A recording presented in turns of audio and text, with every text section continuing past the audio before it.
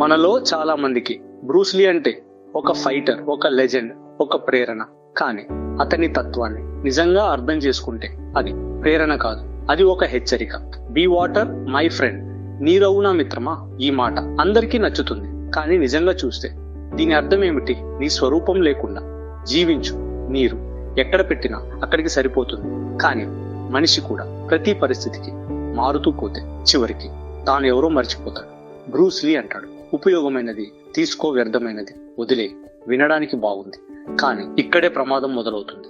ఎవరు నిర్ణయిస్తారు ఏది ఉపయోగం, ఏది వ్యర్థం? నీకు నచ్చనిది వ్యర్థమైతే నీకు భిన్నంగా ఆలోచించే ప్రతి మనిషి వ్యర్థమే అవుతాడు. నువ్వే అన్ని తెలుసన్న భ్రమ. బ్రూస్లీ తత్వం చెబుతుంది, ఎవరిని అనుసరించొద్దు, ఏ పద్ధతిని నమ్మొద్దు, నీ మీదే నమ్మకం ఉంచు.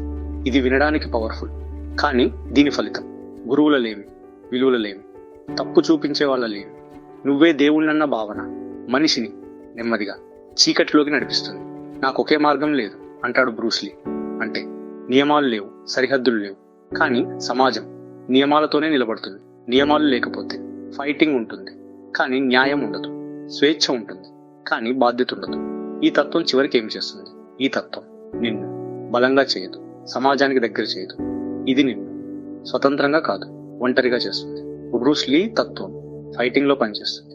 ఎందుకంటే ఒక వ్యక్తి, ఒక క్షణం, ఒక నిర్ణయం, కానీ జీవితం, సంబంధాలు, బాధ్యతలు, విలువలు, రాజీ ఇవి మీ వాటర్తో నడవు. బ్రూస్లీ గొప్ప ఫైటర్, గొప్ప ఆలోచనకర్త, కానీ అతని తత్వాన్ని జీవితానికి పూర్తిగా వర్తింపజేస్తే మనిషి నీటిలా మారడు, ఆకారం లేని ఖాళీగా మారతాడు. నీరు ఎక్కడికైనా సరిపోతుంది, కానీ మనిషి ఎక్కడ నిలబడాలో తెలుసుకోవాలి.